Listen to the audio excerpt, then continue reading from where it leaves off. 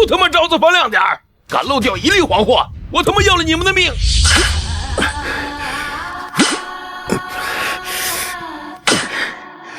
你他妈不好好干呐！好好干！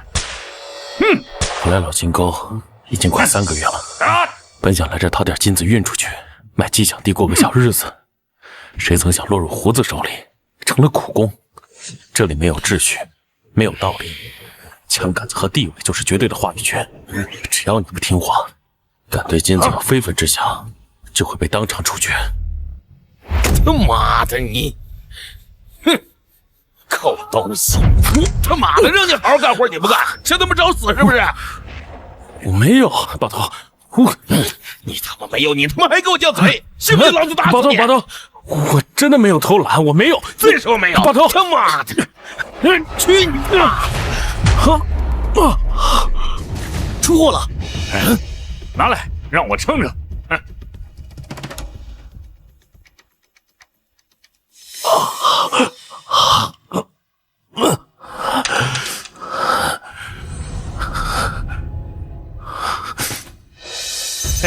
都他妈快点儿！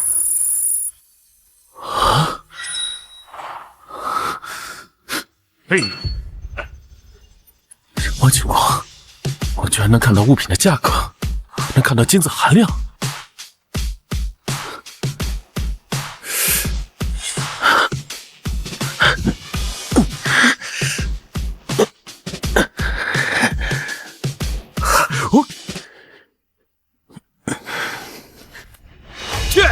去给我运点金沙回来！哎，好，好，你他妈快点，再不快点，抽死你！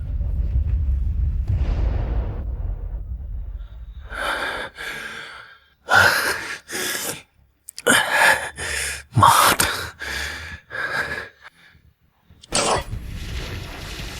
啊！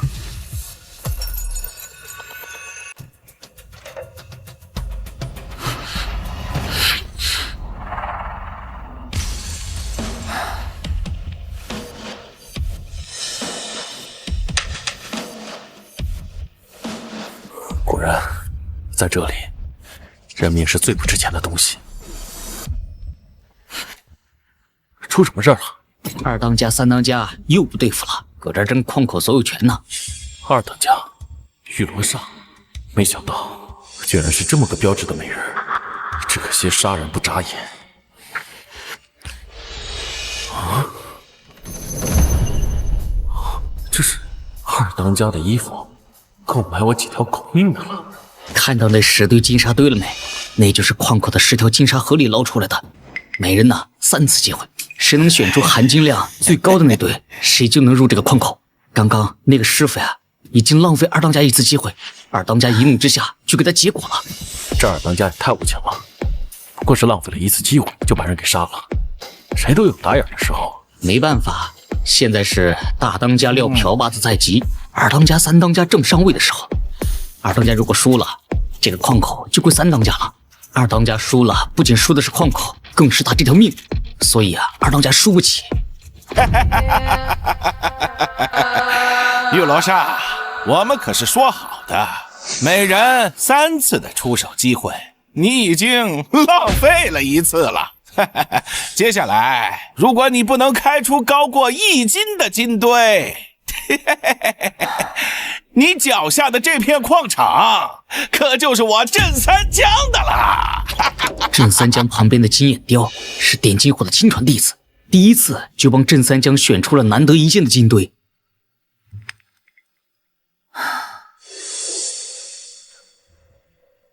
你来选。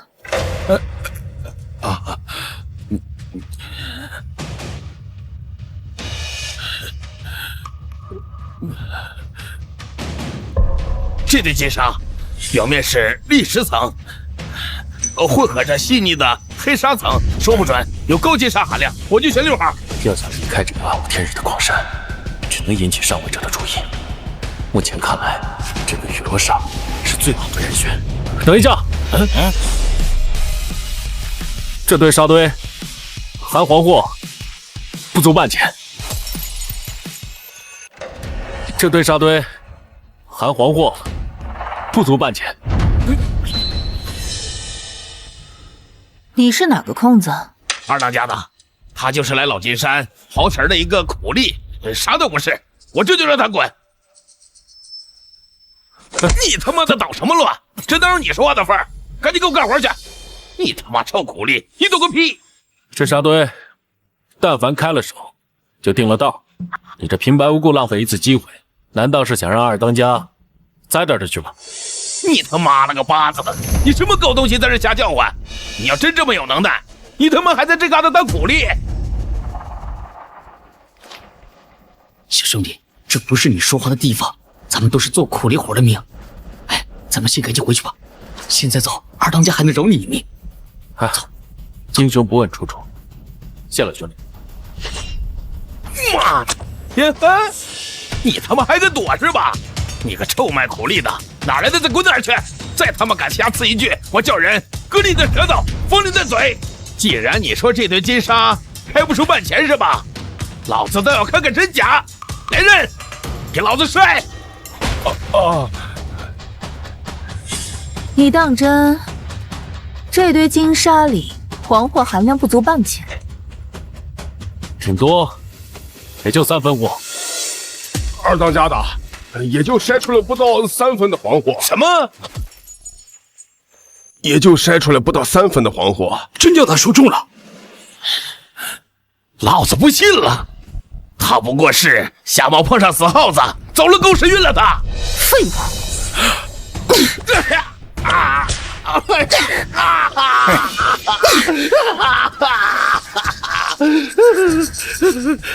二当家的，我跟你这么多年没有功劳也有苦劳啊，你就再给我一次机会，最后一次机会。好，这可是你说的，我再给你最后一次机会，给我滚去挑。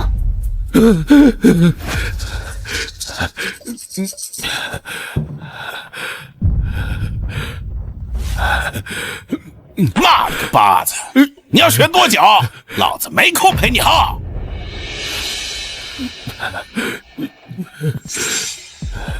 二当家的，如果要让张龙选的话，那可就全完了。你他妈就找死！你叫什么名字？杨开山，我凭什么相信你？就凭我刚才猜对了，而且这张师傅现在心里慌。好，那我就把这最后一次机会交给你。行，但是二当家的，我有一个条件。敢跟我玉罗刹谈条件，你说说看。我要是帮你赢了这赌局，我要挂住归柳，脱离苦役。就这些？对，就这些。好，老娘答应你，但你要记住了，我这人最讲规矩守信用。你要是挑不出这1钱以上的金堆，那么下一个躺这儿的就是你。二当家的，你可不能随便相信个公子的话。滚！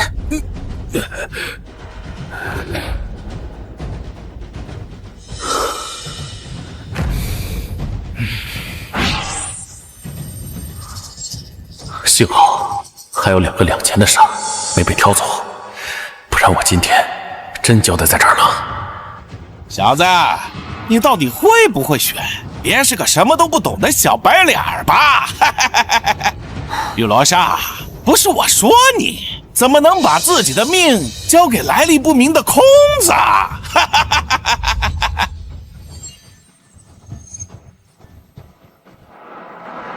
我选2号。二当家的，他杨开山就是什么都不懂的苦力，说不定他刚开始就是蒙的，他就是对方派来的，对，他就是对方派来的，专门给你下套的。张龙，我看在这么多年你帮了我那么多忙的份上，我饶你不死，但你要再敢胡说八道，就不是抽鞭子那么简单了。二当家的，二当家的，我还有另外一个要求。得寸进尺。说，我要是赢了这赌局，我要顶了张龙的腰，然后做您的长眼师傅，顺便再把他的舌头给割了，把嘴巴给缝上。好，我答应你。二当家的，你可不能听他胡说八道。你刚刚不是说他都是蒙的吗？那还有什么好怕的？二当家的，怎么样？只有7、8分的黄货。亏老子还以为你小子有点真本事。我就知道你是一个没用的废物。不可能！我刚刚明明看到有2000的黄金呢。我知道了，我知道了，二当家的，让人帮我准备焦炭炉、耐火的粘土干锅，还有一大盆清水。别再说花招了，玉罗刹，这就是你教的人吗？没有人教他，愿赌服输吗？二当家的，我要这些东西，自然有我的办法。现在只剩这最后一次机会了，只能豁出去了。给我把焦炭炉和干锅弄上来。是。老三，没有人教你，这黄货缴不了，你就连这点耐心都磨不了。好，我到底要看看你们耍什么花招。哼！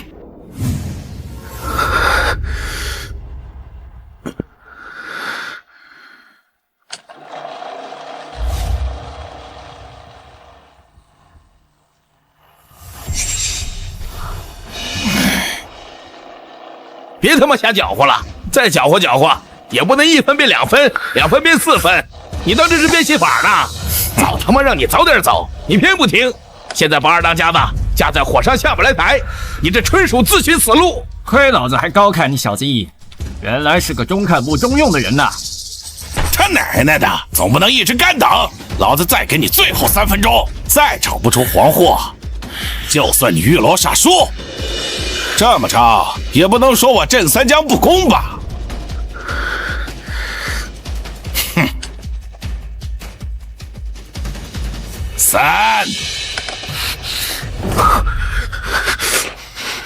杨开山，弄不出黄货，这3分钟就是你的催命钟。别瞎搅和了，还是赶紧想想留什么遗言吧。咦，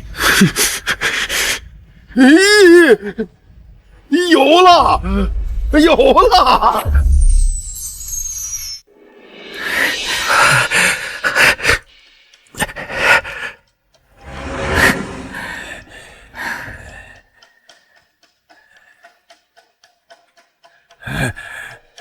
！2000，真的有2000黄货！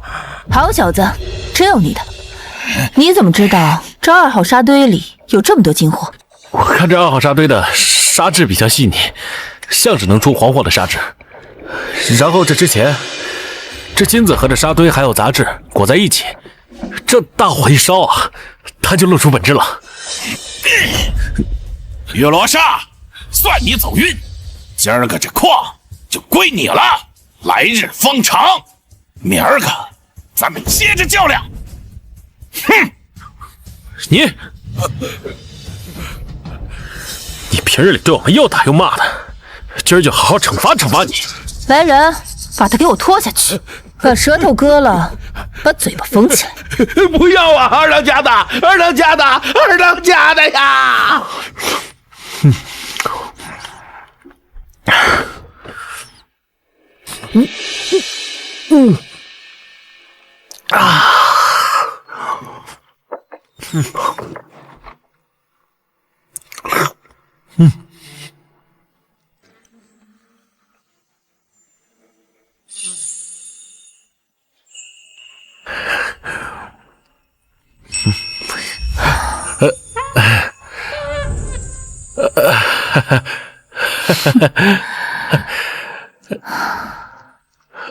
二当家，您这是吃饱喝足了，下一步该干嘛呀？二当家，咱不是说好了吗？我帮你赢下这矿口，让我顶了张龙的窑吗？就这么简单？要个窑子就完了？不想再吃点别的？二当家，有话好好说。既然你吃硬不吃软，那老娘就敞开这天窗说亮话。明儿就是大当家的撂瓢把子的日子，要从我和这镇三江里面挑一个人出来继承二龙山。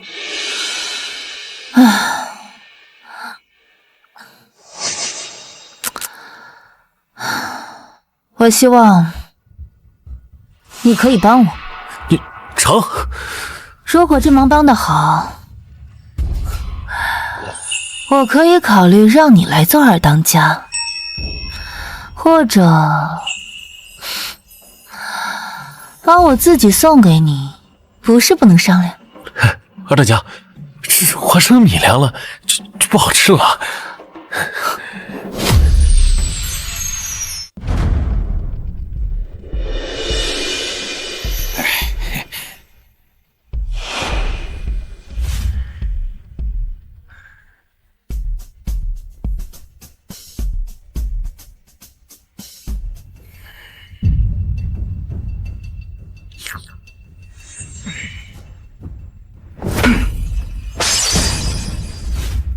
从今儿个起，老子我坐山雕就撂瓢把子了。恭喜大当家！金盆洗手，撂瓢把子！恭喜大当家！金盆洗手，撂瓢把子！虽然老头子我撂了瓢把子，但是并非不管我们二龙山兄弟们以后的死活。今天我们就把下一任的总瓢把子给选出来吧。是。我们选大当家的无非就3条，这第一嘛，就是得能来财，说白了就是得让我们兄弟们以后有个活路。这第二是自己个儿得硬，第三那就是能豁得出去性命，不能是个软蛋。大伙儿说对不对啊？是。好，老二老三，那就开始吧。哎，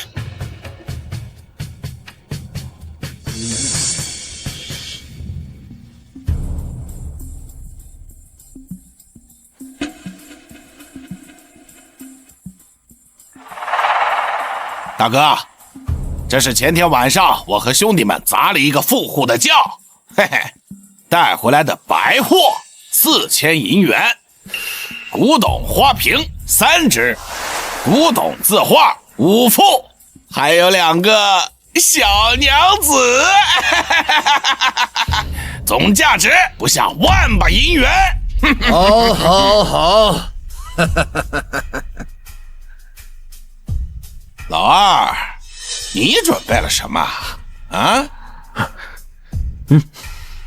我们二当家为大当家准备歪把子机枪5挺，药品阿莫西林2箱，还有虎皮袄5件，还有1件神秘礼物，总价值加起来也不下1万把银元。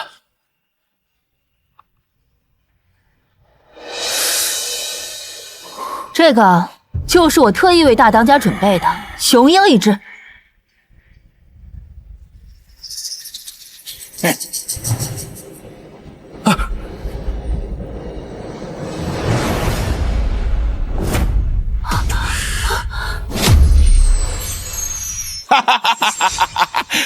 玉罗刹，这就是你准备的东西。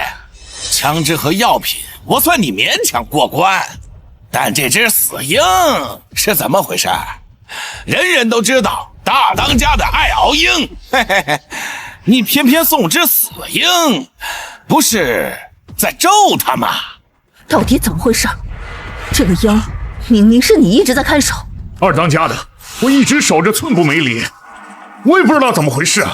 既然鹰死了，那你也别活了！饶命啊，二当家的！饶命啊，二当家的！老二，今天是我撂瓢把子的日子，不要见血腥了。是大当家的。不过你的人应该好好管管，连只鹰都看不住，我以后怎么把这么大的家业交给你呀？请大当家明察，这只鹰它原本好好的，突然变成这样，那肯定是有人暗中捣鬼，故意要陷害二当家，叫二当家栽跟头。你就是玉罗刹新找的长眼师傅？正是在下。哼，净是些歪理。就算是被陷害，那也是你们自己不小心。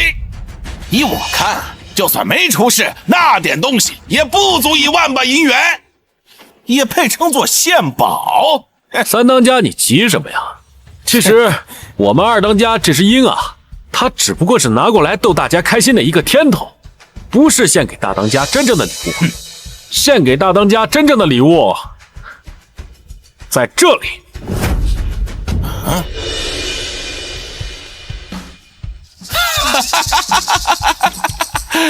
我还以为是什么东西，竟然是块破石头！玉老叉，这就是你的后手？一会儿拿死鹰咒大当家的，一会儿拿块破石头来骗大家。我看你就是在拖延时间吧。三当家，你不懂啊，我们不怪你。但是我手里这块石头啊，可比现场的所有东西都贵。什么？这人疯了吧？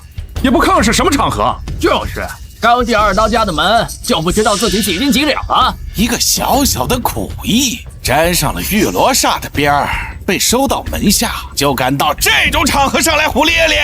来人呐，把他给我拖出去！我看谁敢！那是我的人。够了，老头子我还活着呢。你小子说说，这石头到底是什么来路？这没有你的事儿，大当家的，一切都是我的错，跟他没有关系。你要惩罚，就先惩罚我吧。没看出来你还挺讲情义的。我说要惩罚谁了吗？快说，石头到底是怎么回事？哦，回大当家的，因为我这块是一块含金量极高的狗头金。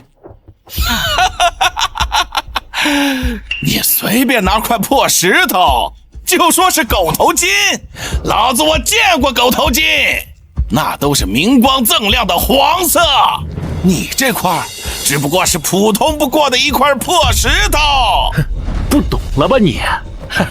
大当家的，因为我这块是10包金的狗头金，只要把这石头砸开，它里边就能开出黄货来。给老子拿把锤子来！是。小子，别以为昨儿个走运，今儿个还会继续走运。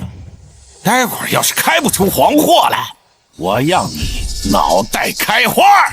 我镇三江说的，谁都留不住你。赌个彩头嘛，也不是不可以。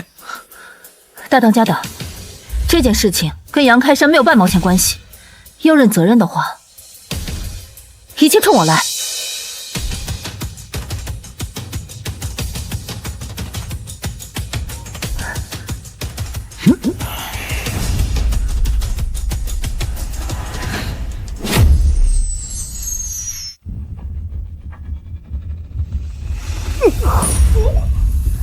我的娘嘞，还真是狗头金！俺还没有见过这么大块黄货，这得值多少钱啊？瞎猫碰上死耗子，还真他娘的让他开出块狗头金！所谓盛世古董，乱世黄金，再加上这狗头金足有1斤重，怎么也比老三所有的东西加起来都贵重一些。大当家的，而且这块狗头金啊，是从二当家的矿口开采出来的，说明我们二当家有福气啊！玉罗刹，玉罗刹，玉罗刹，玉罗刹，玉罗刹，玉罗刹！好，我宣布，第1轮玉罗刹胜出。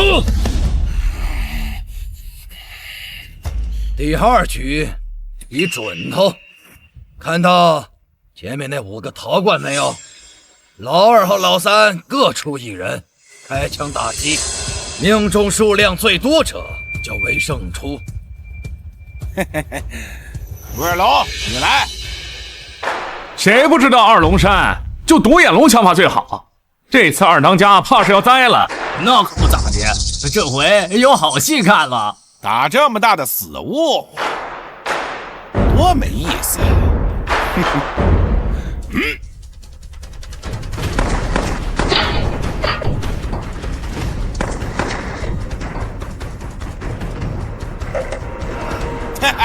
独眼龙，好样的！怎么样，玉罗刹？这下你准备怎么应付啊？二当家的，我来给他颜色瞧瞧。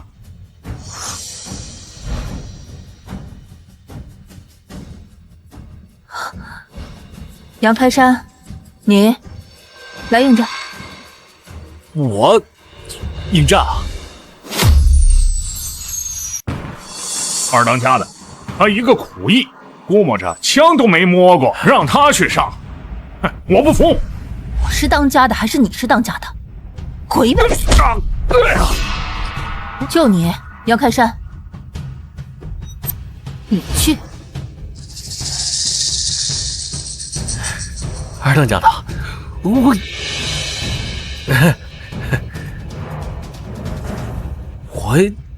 摸石头可以，拿手枪不行啊！少给我废话！我让你去你就去，照做就是。我现在能信任的只有你了。要记住，打枪只有一个要诀，那就是专心。玉罗刹，你确定要派这么个软蛋上场？这不是送书吗？认输也不是这么个认法。看他那慌张样，估计连枪都拿不稳，还想跟独眼龙比。再说了，现在就算他真能打中几个陶罐，也不能跟独眼龙的移动靶比呀，是不是啊，大伙儿？是啊，移动靶的难度可比固定靶大多了。看来二当家的是必输啊！行，既然大家都觉得我必输无疑，要不然这样，咱们加大点难度，蒙着双眼比，这要是赢了，那不是更刺激？让你们也输得心服口服，怎么样？有意思。准了，来人，把他眼睛给我绑上。我来。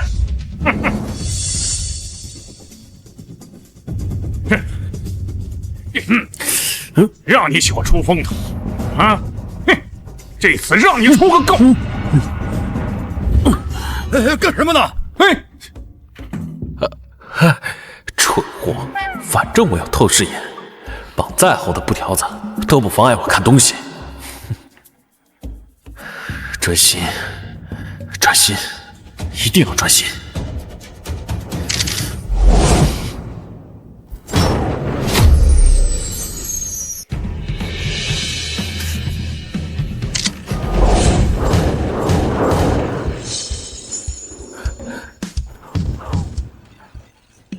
竟然全部中了！虽然看上去打得很勉强，但是确实打中了。这种怎么算啊？杨开山勉强命中5枚，刚才独眼龙也命中5枚，这一局就算打个平手吧。大当家的，独眼龙打的是飞起的铜钱，他打的是固定的陶罐，难度天差地别，怎么能算平手？要论不妥，不如这样：如果独眼龙能像杨开山那样打中5枚铜钱，我玉罗刹心服口服，愿赌服输。要是做不到，老三，你就不要在这里给我逼逼赖赖。好你个玉罗刹，竟敢当众羞辱我，那我就跟你赌赌命！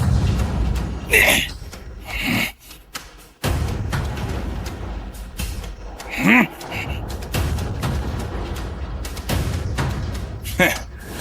这第3关大家都知道，老子今天豁出去跟你赌命，你我轮流对着自己的脑袋开枪，谁先认怂退缩，谁就输。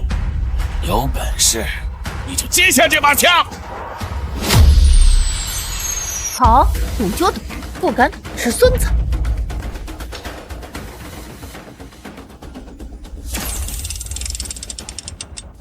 二当家的，这次要是想赢，绝对要相信我。这颗子弹在弹道的第4位置，你这样，你确定？这可是赌命，容不得半点差错。当然啊，我有我的小命担保。你想想，从砸开口头机再到蒙眼打怪，我什么时候让你失望过？玉罗刹，跟你手下咬耳朵呢。难不成是怕了，想理由认输？我劝你还是早点认怂，滚出这山寨，省得丢了性命。他2次都能杀出活路，或许这次他真的有把握。好，老娘再信你一回。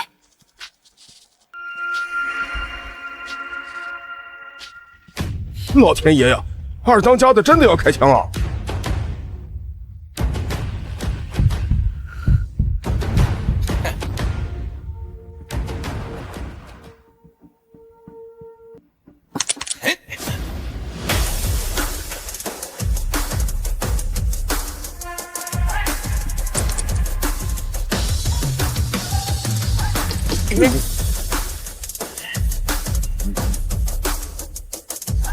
该你了。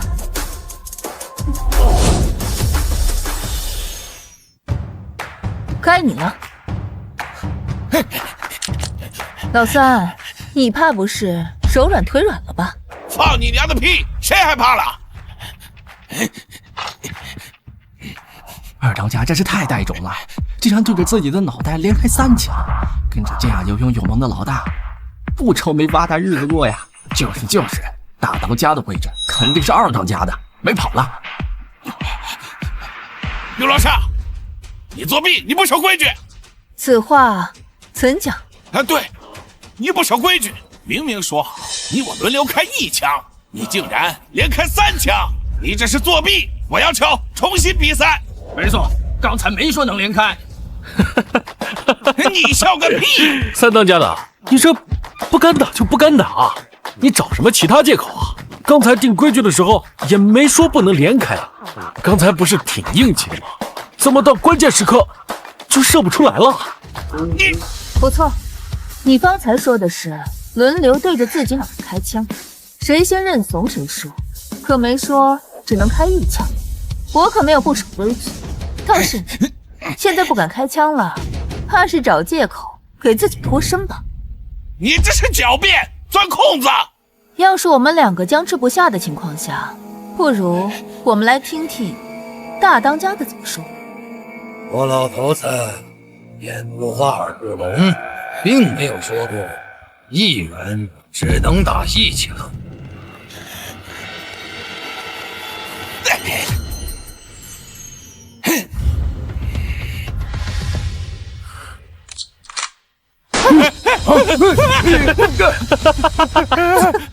走火了！老子不抢大当家的位置了，还不行吗？不抢了还不行吗？玉罗刹，玉罗刹，玉罗刹！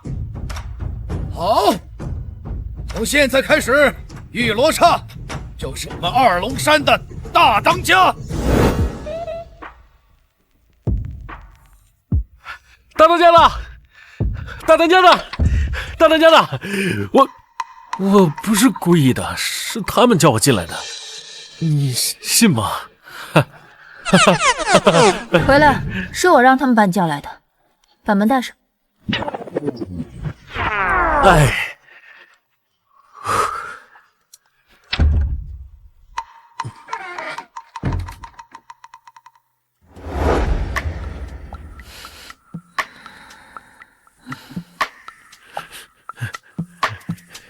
怎么，怕我吃了你啊？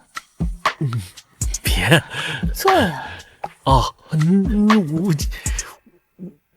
我站着就行。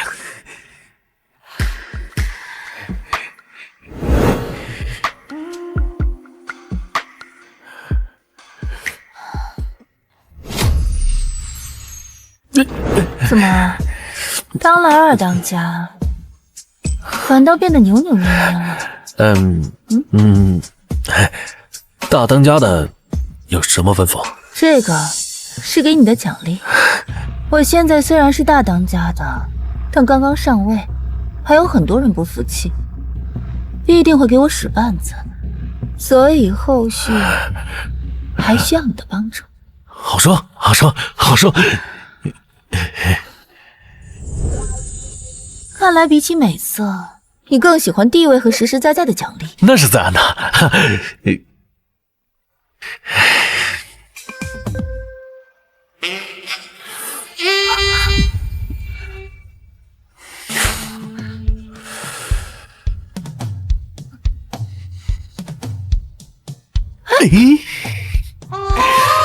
谢大当家赏赐。好你个杨开山，总有一天我会让你对我服服帖帖。最近三花顶的柳子又有些活动，大家一定要注意观察他们的动向。不好了，大当家的，金沙场少了一批黄货。什么？什么？到底什么情况？库房正在盘点昨天的金沙量，过秤的时候发现少了2两。看来某些人没有当总瓢把子的命啊，刚上任就丢了黄货，不会是监守自盗吧？三当家的话可不能这么说。老三，这是本月第3起黄沙失窃，跟玉罗刹有什么关系？当然有关系，丢了黄货是他自己管理不善。那你的意思是说，之前的黄货失窃，我也得负责任啦？老当家的，你不能这么偏袒他玉罗刹，不然别人还以为他这个总瓢把子之位得来的有问题。你老三，你这满嘴喷粪的毛病应该改一改，否则我听见一次我就抽你一次。玉罗刹，你他娘的抓不到偷黄货的贼，就拿我撒气，我不服！向来总瓢把子之位都是有能者居之，如果新任总瓢把子连个贼都抓不住，恐怕不能服众吧？哦，那你们想怎么办？今天之内，你要是抓不到贼和贼赃，就要退位让贤。今天之内，你要是抓不到贼和贼赃，就要退位让贤。总瓢把子之位不可儿戏。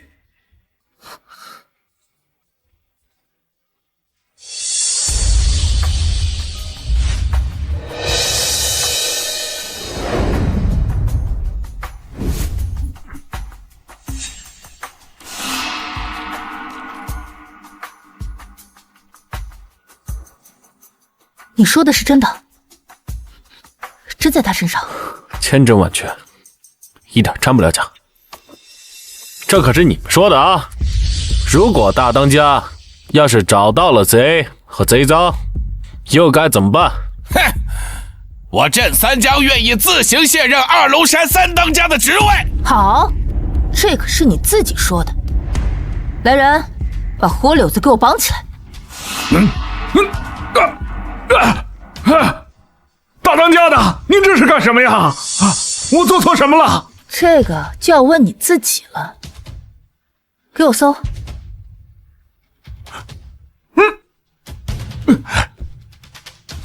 回大当家的，什么都没搜到。怎么可能？这怎么回事？怎么什么也没有？大当家的，你可冤枉死我了！我对你忠心不二，怎么会去偷黄货呢？你干嘛？大当家都没有定我的罪，你凭什么杀我？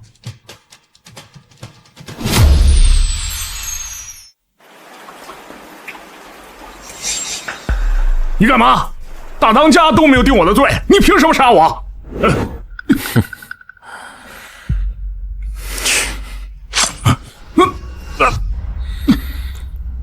胡柳子，腿上的伤怎么回事？这是我前几天和二当家砸窑子留下的。你是谁？你凭什么审问我？从今天起，杨开山就是我二龙山的二当家。二当家的，这小白脸他跟着大当家的一两天就二当家的了。什么狗屁二当家的？一个小白脸儿也能骑在我身上作威作福了？我不同意。玉罗刹，你现在是大当家的，按说我不该插话，但是二当家的位置不能轻易于人呐。杨开山，现在大家都不服气，该怎么办才好？好你个玉罗刹，在这儿等着我呢，想看我怎么负重？好，我就让你看看我的本事。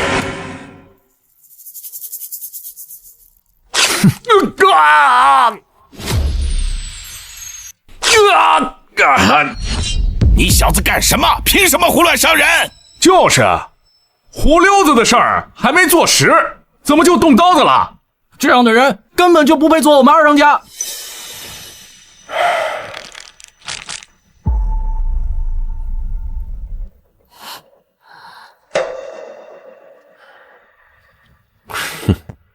三当家，凭这个够不够？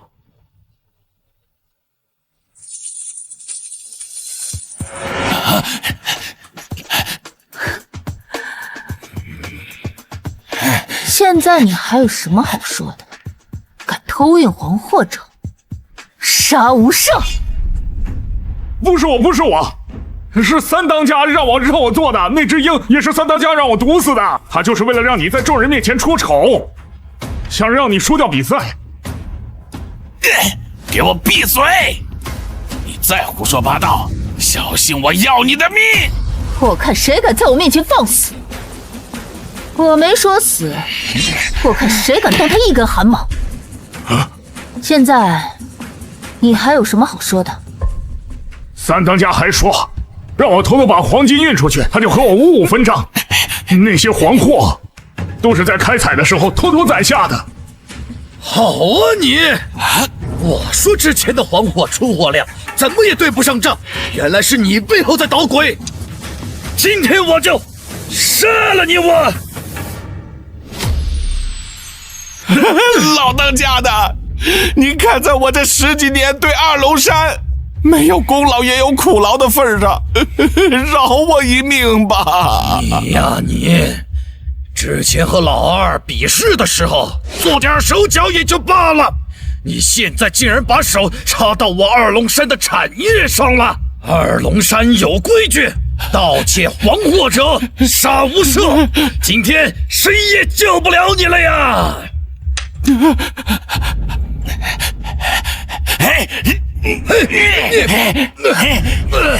你干什么？镇三江，你干什么？把老当家的放了！放了这老东西，你会放过我吗？好，你把老当家的放了，我饶你不死。玉罗刹，我还不了解你，只要我放了这老东西，等着我的只有死！甄三江，老子看错了你！少废话，老不死的，你有什么资格教训我？还不是你偏袒玉罗刹，还把总瓢把子的位置传给他！三当家的，刚才我不是故意把你撂出来的，我也实在没办法，你不会丢下我吧？我当然不会丢下你。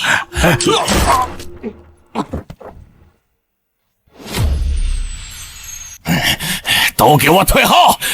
都退后！退后！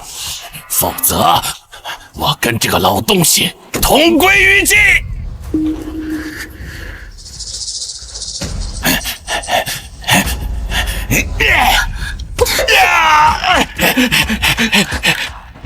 可恶！放虎归山，必成大患。把这里收拾一下，放话出去，这3山5岭，谁敢收留这镇三江，就是和我二龙山作对。是，都好好干啊！别给我偷懒！你怎么不给我好好干呢？呀，呀！住手！啊！大当家的，二当家的，大当家的，作为二龙山的二当家，我能不能替这些工人说句话？当然可以。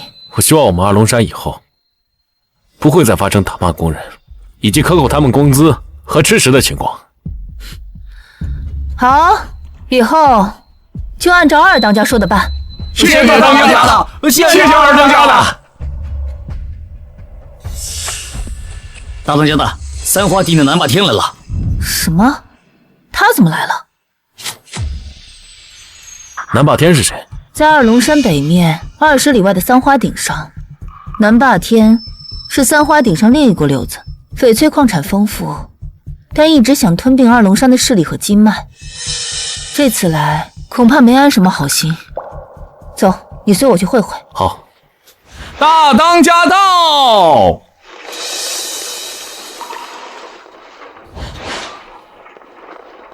不知南霸天大当家的来访，有失远迎，有失远迎啊！我是不请自来。听说玉罗刹大当家的最近新上位，又多了位了不起的二当家的辅佐，我特来道贺，顺便见识见识。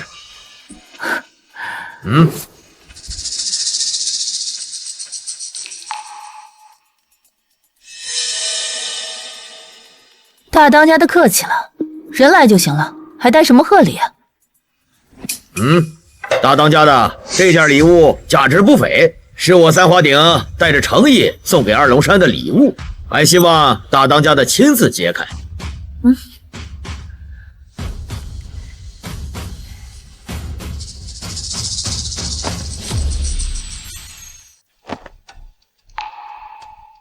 这是失传已久的黄金浇灌的玲珑宝塔，是我们大当家的花费大量金银才淘来的。这座玲珑宝塔据传天衣无缝，内藏有玄奘法师的舍利子，无比昂贵。仿制玲珑宝塔，价值5块银元。玉罗刹，打开天窗说亮话，我三花鼎带着诚意来和二龙山谈合作的。如果你收下这个礼物，我们两家化干戈为玉帛；如果你不收下，我南霸天从此不再踏入二龙山。这下大当家的被架住了，不收礼物是和三花鼎作对，但拿一个不知真假的塔就堵住大当家的嘴，也太丢人了。是，南霸天这招真阴毒。南霸天大当家，这俗话说冤家宜解不宜结呀。我们大当家完全可以收下这个宝塔作为献礼，但是你说我们家大当家的要是收一个仿制宝塔做献礼的话，是不是有点欺人太甚？你他妈的就是杨开山吧？我知道你是做苦役出身的，翻身做了二龙山的二当家，够厉害。但是你凭什么说他是假的？就是，我们好心好意过来求和，你们二龙山就是这么待客的吗？这尊宝塔乃是唐永徽3年所制，你竟然说它是假的，这简直就是在打我们大当家的脸！玉罗刹大当家的，你就这样管理手下的吗？也太不识趣儿了。对，大当家，我说把枪放下。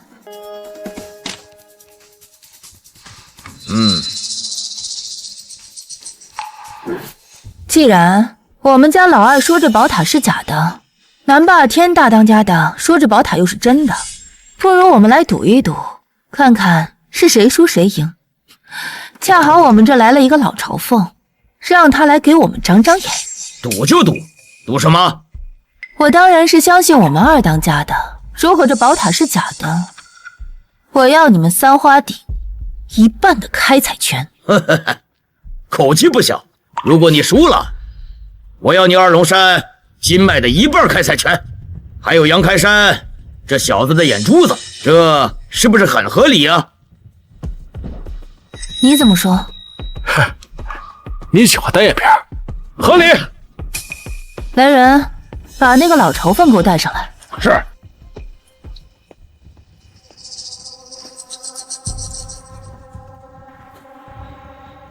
你来好好看看他手上这个宝塔究竟是真是假。实话实说，不然我毙了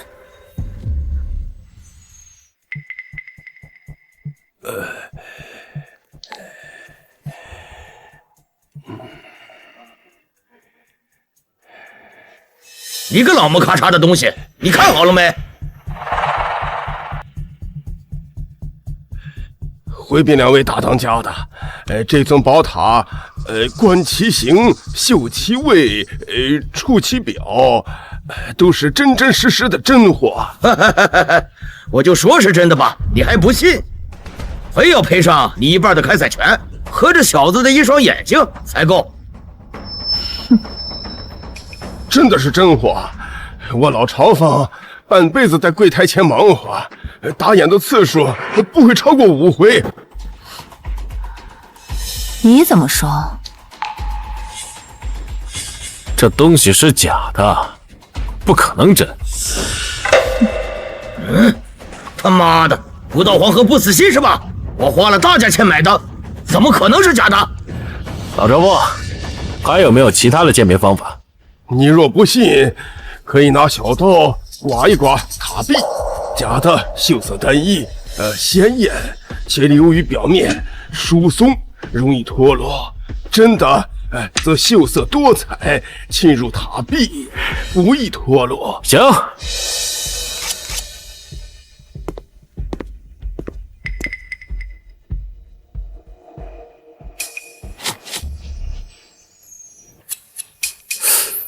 怎么会这样？哈哈哈！你小子还有什么话可说？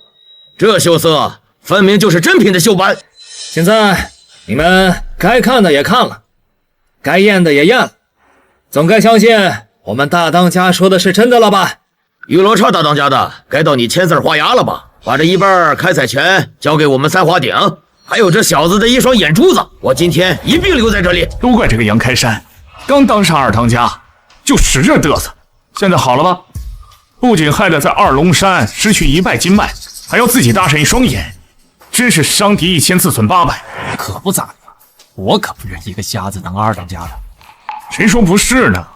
都是大当家的太宠二当家了。这里没有你们嚼舌根的份儿。要想活着，就给我闭嘴！愿赌服输，我玉罗刹说话算数。拿纸笔来。大当家的，你别着急，这东西绝对是假的。我说他妈你有完没完？爷爷陪你搁这玩呢。雨罗刹大当家的没有这么做事的。你们说我们的贺礼是假的，我们大当家的不仅陪你折腾，还让你们验宝。验宝的结果你们却又不信，没这么干的。两位稍安勿躁。你到底有几成把握？10成10。那为什么刚刚验的是真的？这个宝塔的做工确实不错，这么验是验不出来的。还有没有什么其他的鉴宝方法？说玲珑宝塔8个棱角挂铃，这玲珑塔内刻有经文，且风吹灵动，仔细听，里边有佛音远播。什么？还要验呢？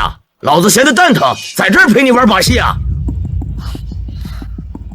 你当真有10成10的把握？大当家的，我的眼力你是知道的。如果我要是没有绝对的把握，我是不会跟你说这种大话的。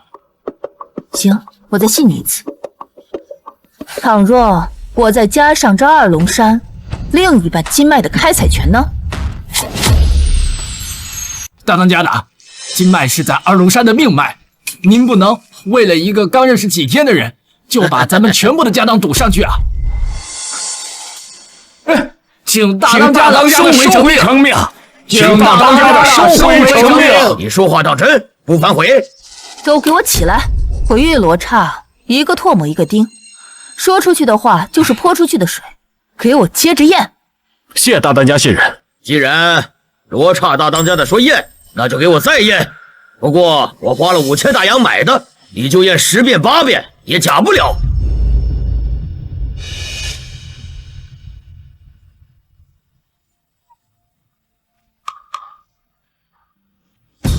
诸位当家的，这铃铛内确有经文雕刻，这就真一半了。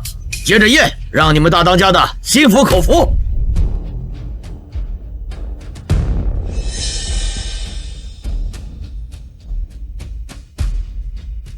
老兄我年事已高，耳聋眼花，怕是听不清这铃铛内有福音传出，还请各位当家自行鉴别。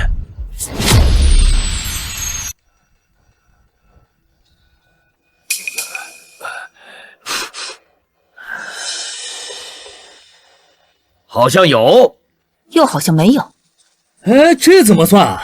不过，这铃铛能传出福音，也只是后人人为制造传奇，不一定是真的。那就是半真半假喽。这塔里边刻的经文是切切实实的吧？怎么想耍赖啊？玉罗刹，赶紧签字画押，把你的所有权转让给老子。还有这小子一双眼睛珠子，我今天一定带走。现在还没有确认这个宝塔的真伪，我凭什么签字？你他妈耍赖！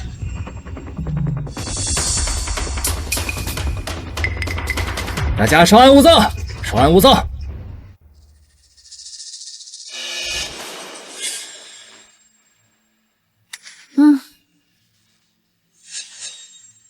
那现在怎么说？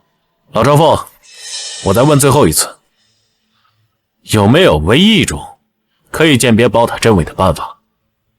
是那种不可被质疑的。这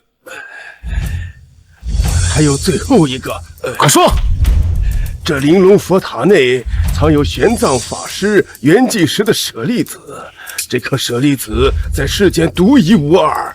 倘若打破这玲珑宝塔里面有舍利子，则证明是真塔；反之，你他妈不想活了！你他妈不想活了！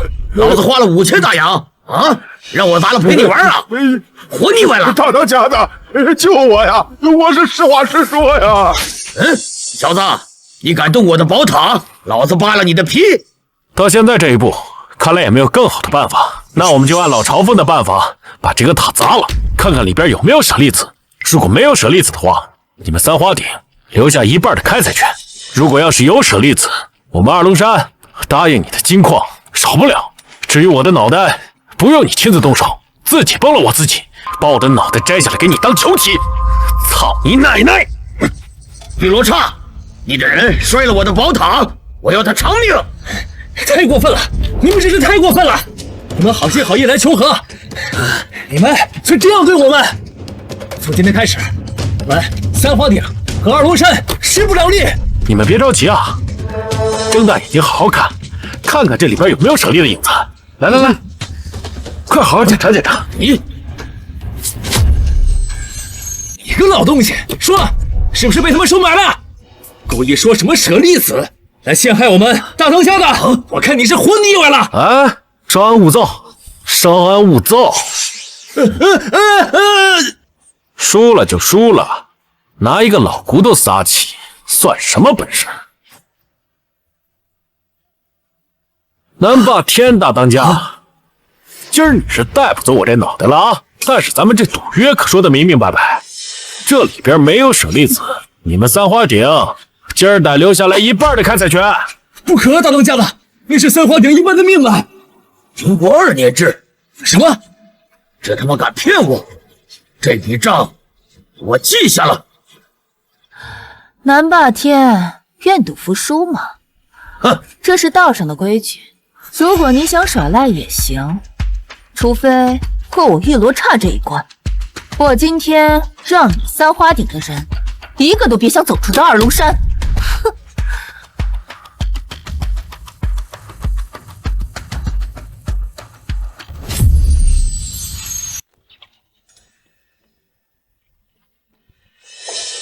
好，我切！哼！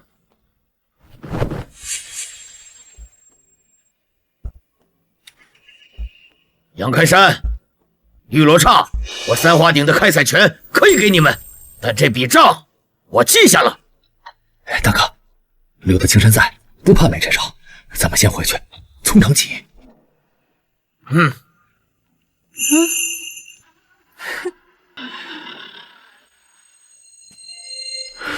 行了，都退下吧。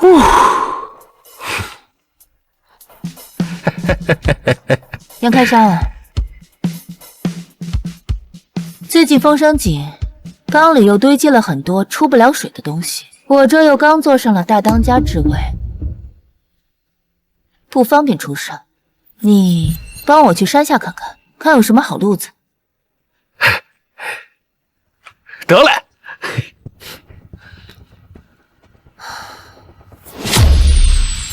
听说品真阁是由洋人出资的典当行，交易时只看货物，不问来由。我先用手里的东西探探路，如果没问题的话，以后二龙山的宝物都可以从这里出手。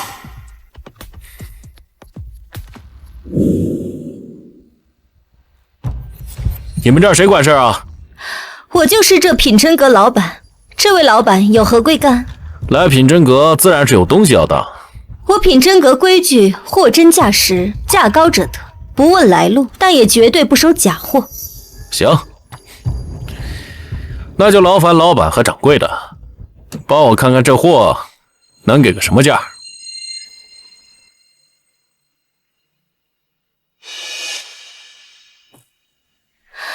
这是块普通的青玉原石，质地一般，我最多给你5个银元。价格太低了，看来是我来错地方了。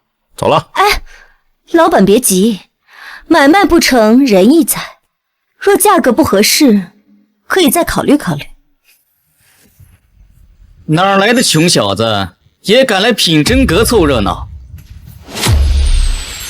当家，别跟这种人一般见识，误了咱们出水的正事儿。去！哼，赵老板，我爹让我来出一批货，你亲自长眼，别让人打脸。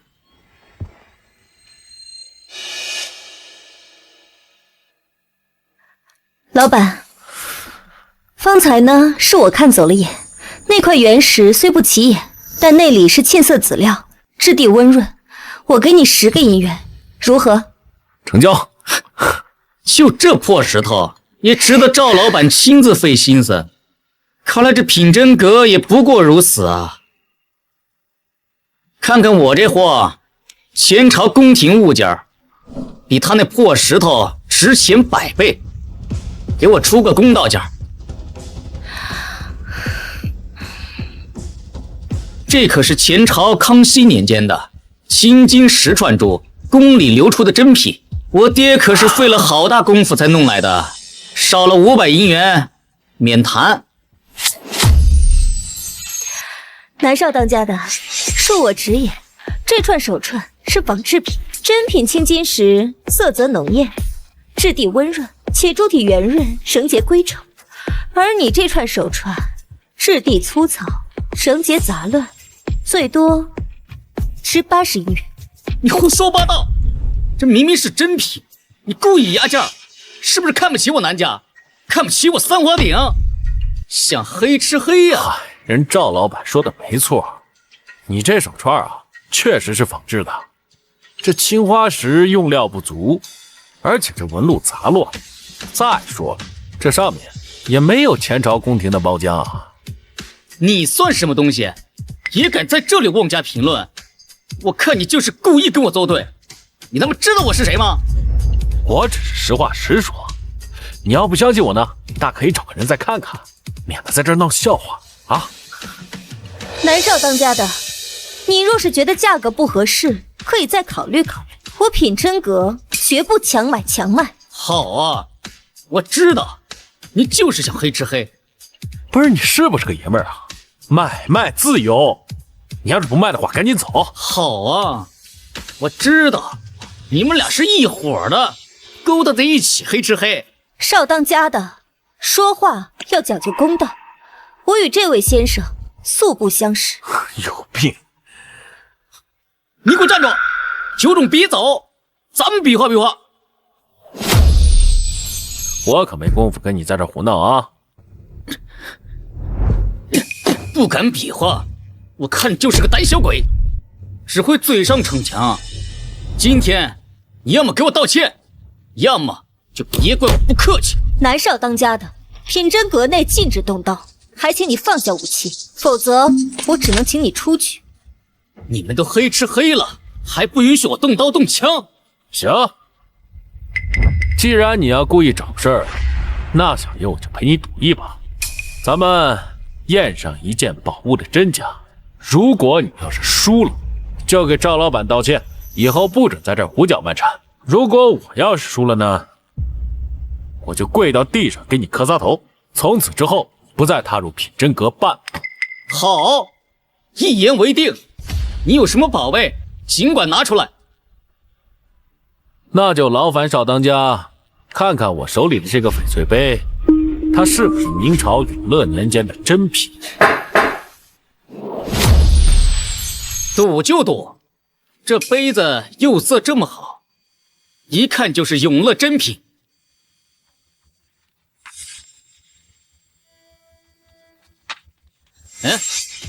我不信你，你去把隔壁的刘掌柜给我请过来。是。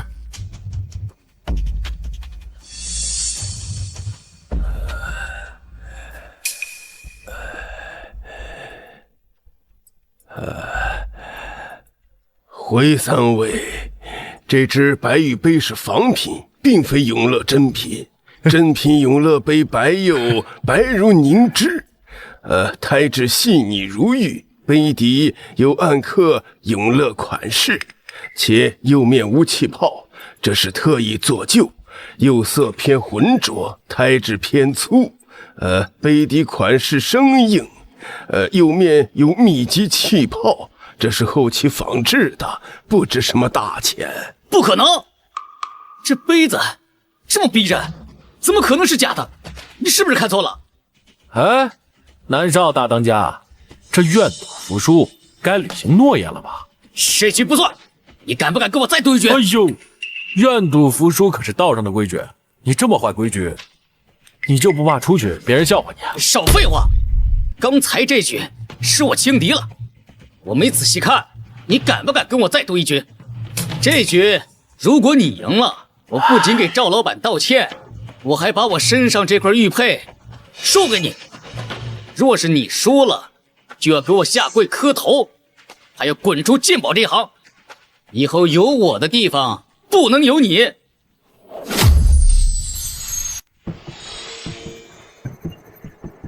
这可是真实的下血本啊！二位可看见了？人少东家非要送我礼，我要是不收的话，岂不是太不识抬举了？赌约我接了，说吧，赌什么？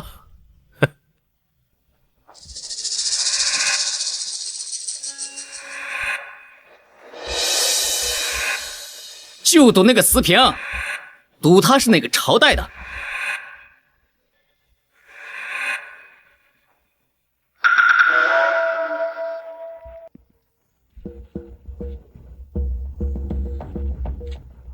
掌柜的不许开口，让这穷小子自己说。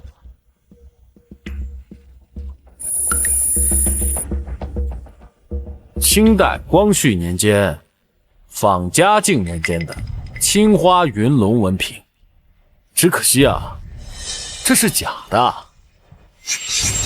哈哈哈哈！露馅了吧？这瓶子龙纹凶猛，青色浓艳，明明是嘉庆官窑。你分明就是胡说八道！嘉靖年间的青花云龙纹瓶，用的是回青料，而且啊，色泽呢是蓝中透着紫。但是你再看这瓶子呢，它色泽蓝中带点灰。哎呀，这就是光绪年间的仿制品。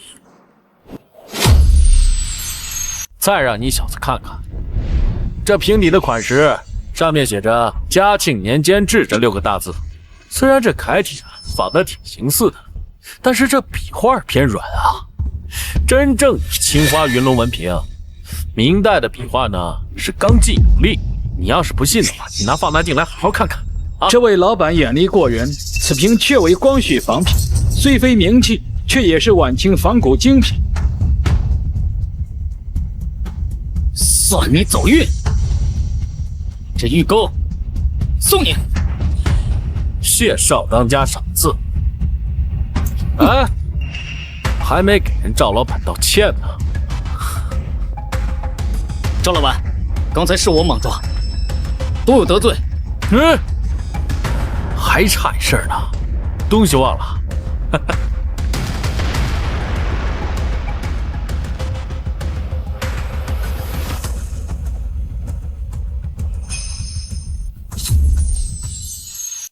年纪不大，脾气倒不小。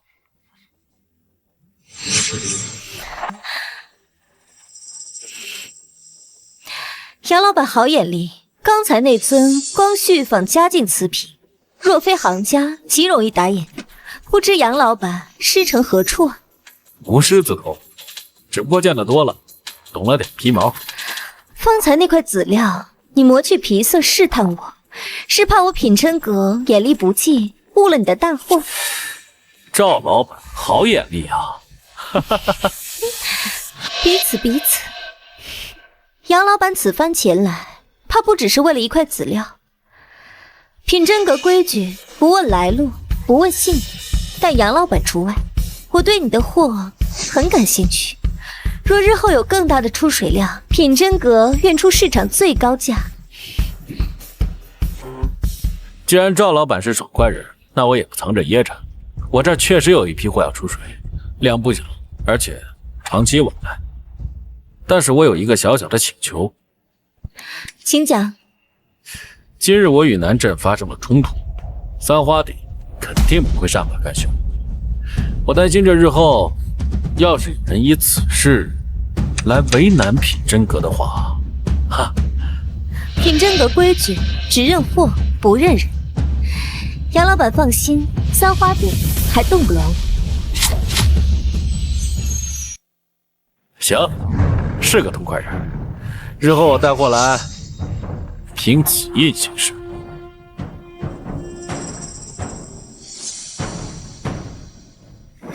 一言为定。一言为定。办完今天的事儿，我刚好回家一趟，在你店里挑2件东西。那个翡翠，还有那个手镯。哎呦，这瓶子不错呀。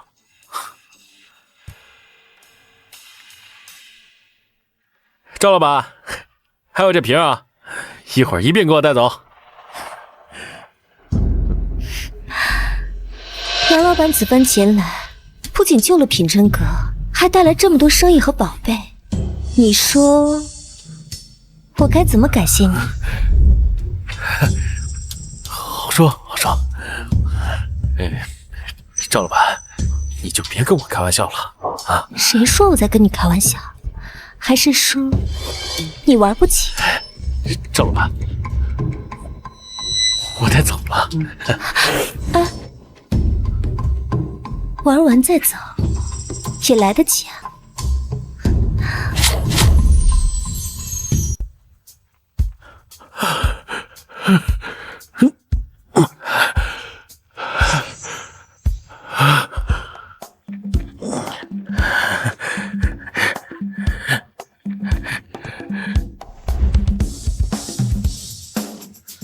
想不到短短2、3天，我杨开山就从一个小小的苦力变成了二龙山的二当家，不仅手握权力，还赚得盆满钵满。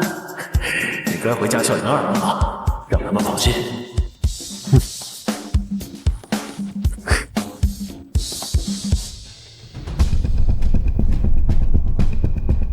可不是嘛！呀，这不是老梁家那小子吗？不是说去二龙山卖苦力去了吗？这怎么回来了？肯定是被人辞退了，不让干了呗。我就说嘛，不是谁都有这个享福的命的。爹，娘，儿子回来了！爹，娘，儿子回来了！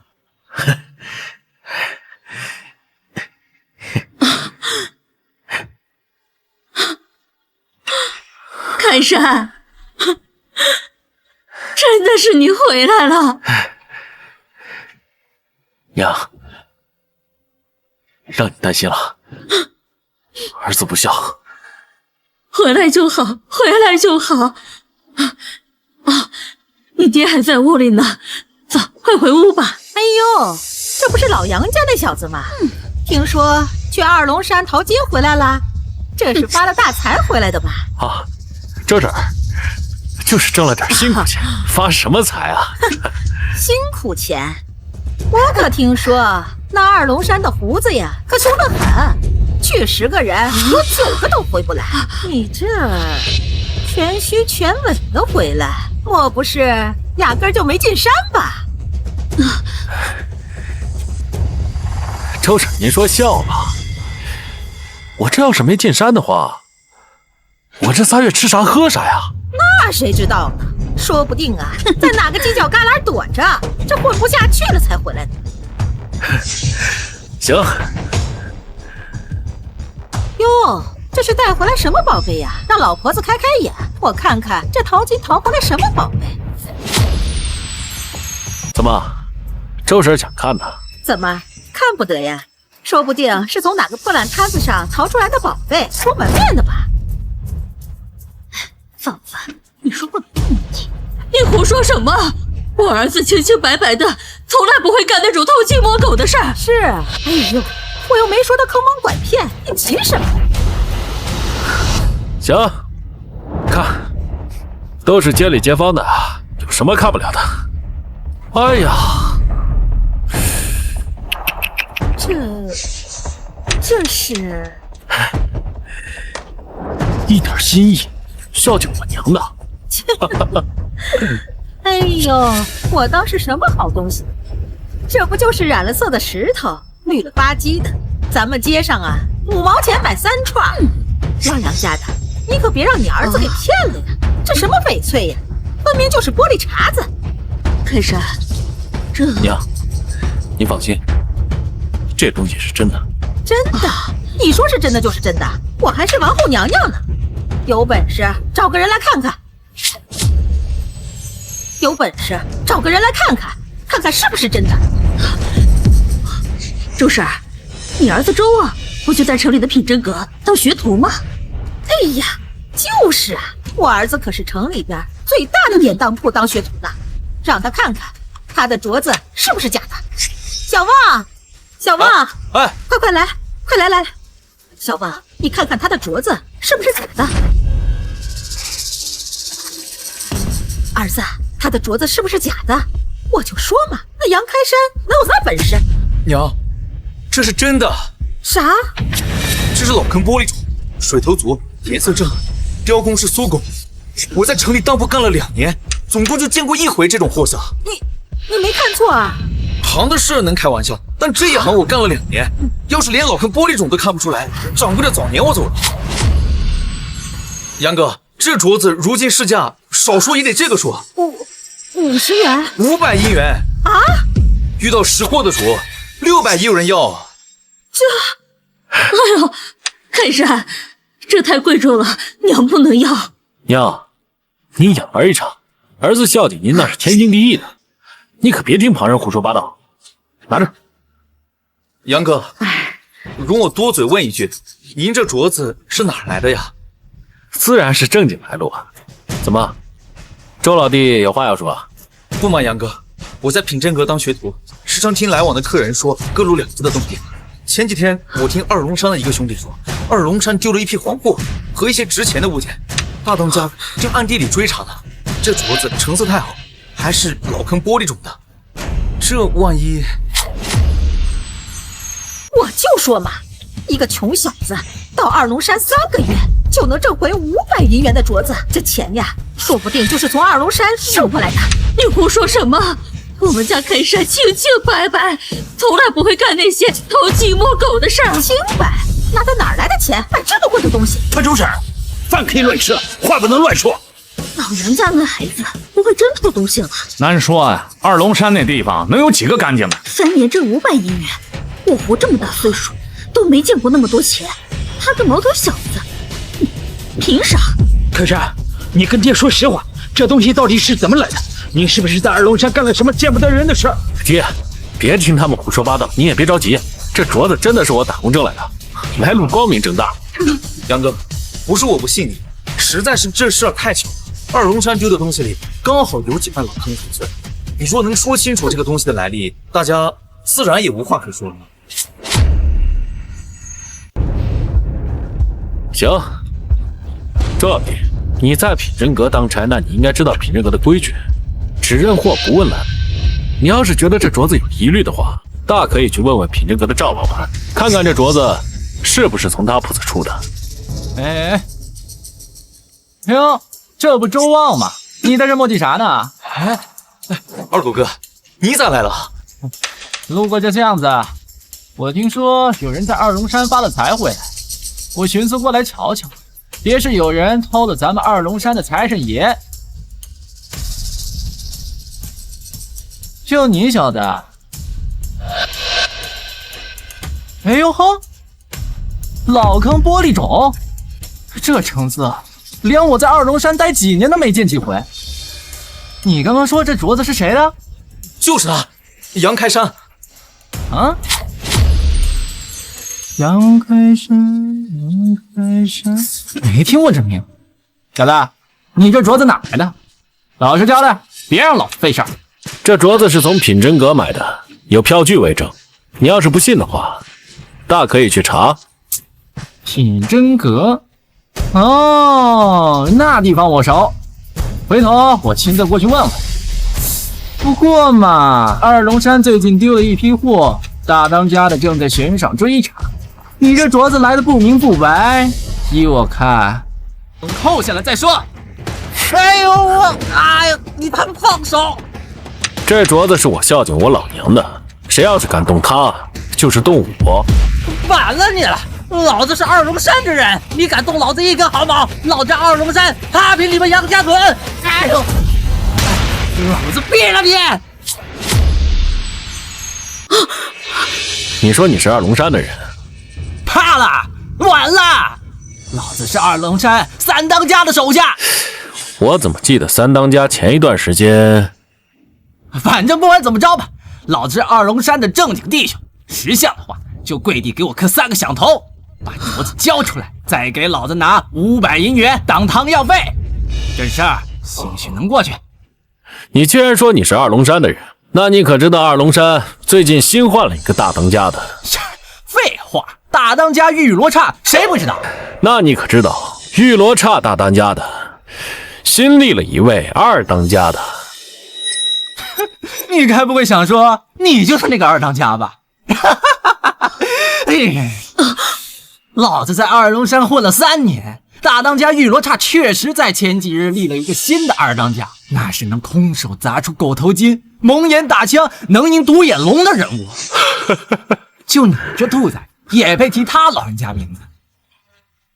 各位乡亲们都听听啊！这小子说他自己是二龙山的二当家，他要是二当家，那老子就是座山雕了。就是也不撒泡尿照照自己，人家二当家那是大英雄，岂能跟他一个臭卖苦力的沾边？我就说他吹牛嘛，他要真那么有本事，早就把二狗子撂倒了，还让人拿枪指着。3个月前还见到他，连车费都付不起，穷得叮当响，连车费都是找别人借。这突然发财，说不准。开山呐，你不会真的去二龙山了吧？你不会真的干成什么糊涂事了吧？娘，儿子可没干什么糊涂事儿，我说的句句属实啊。行，你说你是二当家的，那我问你，二龙山山规第6条是什么？爬不上来。你连山规都不知道，你还敢说自己是二当家？周啊，你听见了没？这人就是个骗子。二狗子哥，他刚才说那镯子是品真阁买的。啊呸！品真阁怎么？品真阁这不收赃物了？再说了，他说是在品真阁买的。哎，你看你泡泡。小子，冒充溜子头目，按山规该当何罪，你知道吧？老子今儿就替二龙山清理门户，并大当家的还得赏我。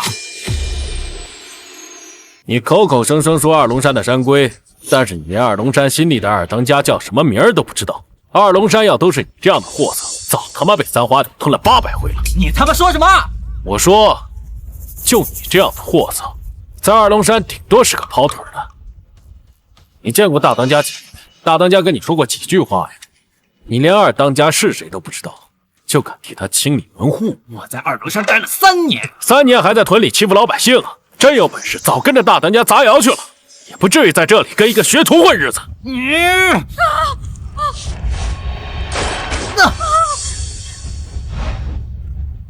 我们二龙山的人什么时候学会拿着枪指着老百姓了？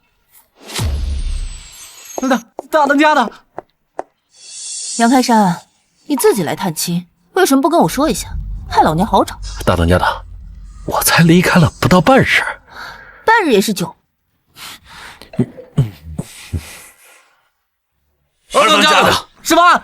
他真是二当家的？不是，你怎么知道我在这儿？你从品真阁出来就奔这条道，用脚趾头都能猜到。有长进啊！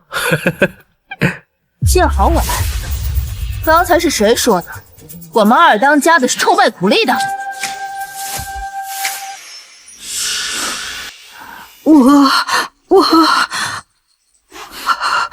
你，大当家的，小的有眼不识泰山，小的不知道这位爷就是二当家的，小的该死，小的该死啊！你刚才说呀，毙了我家二当家的，替二龙山清理门户。小的有眼无珠，小的吃了朱元鹏的血，求大当家开恩。你可知道二龙山的山规，以小犯上，持枪威胁上位者，该当何罪？来人！大当家的，小的在二龙山待了3年，没有功劳也有苦劳啊，求大当家开恩呐！3年？你说你在二龙山3年，却不知道二当家的名字是什么？拖下去，给我按山规处置！啊！大当家的要命啊！大当家的要命啊！大当家的，我错了，大当家的，饶命啊！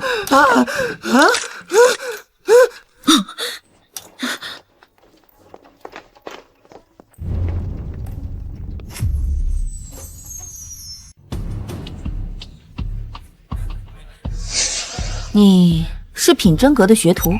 是。你说二龙山丢了东西，怀疑我家二当家？我也是听二狗子说的。二龙山近日确实在追查失物，但丢的是镇三江叛逃时卷走私货，与我二当家何干？你连这赃物是什么都没有弄清楚，就敢光天化日之下指责我二龙山的二当家？你品真阁的学徒就是这么给人长眼的？大当家的，这个周望呢，也是受人蒙蔽，没有故意要陷害我的意思啊。你倒是好心。周望在品真阁就职，而且我们以后啊，得跟品真阁经常来往，这不看僧面也看佛面吗？啊，周望，今日有二当家替你说话，我不追究。你要知道，品真阁的规矩从来是只认货物，不问来历。可你的眼睛若只认人言，不认货真，这碗饭你也吃不成。是，多谢大当家，多谢二当家。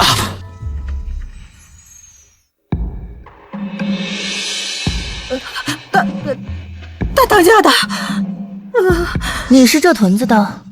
是的。刚才你说二龙山丢了东西，是我二当家偷的，还说他的镯子是玻璃渣子。还是我杨二当家的，我老糊涂了，我这张臭嘴，我乱嚼舌根，杨二当家的，对不起。行了，周婶，以后注意点啊！这平时邻里邻居，以后别这么说了，我也不想声张太大啊。周老弟，还有你，以后凡事不知道多问一句，别学人家瞎说啊，多看看货本身。是，多谢杨哥指点。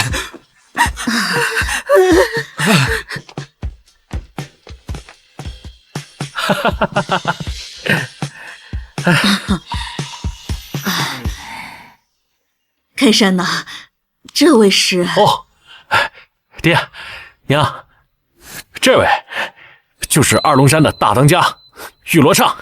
哎呦喂，伯父伯母，冒昧登门，惊扰二老了。不打扰，不打扰。大当家的，我得请坐。不了，我这一身风尘就不进去了。今日来得及，也没备什么像样的礼，这个全当见面礼，伯母别嫌弃。这也使不得啊，大当家的。是不是嫌我这东西来路不正？啊，不敢，不敢。我们二龙山虽然说不是什么正经行当，但也都是劫富济贫的好男好女。况且这手镯是我家传的。那我就更不能要了呀。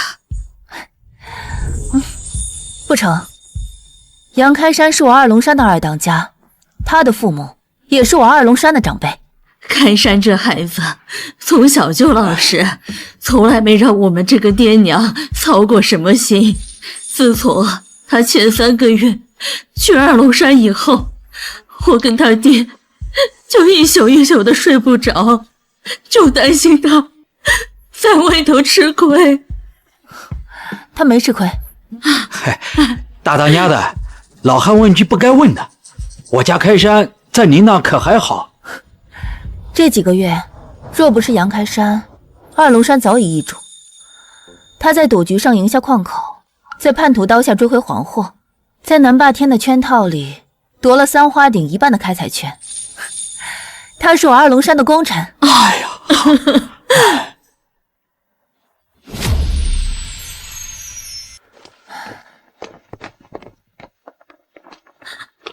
儿啊，出门在外要好好保重身体，千万别逞强啊！有空多回来看看我和你爹。娘，儿子记下了，回去吧。儿呀，这是你奶奶传下的一套玉佩，成色不好，但是保平安，你带着。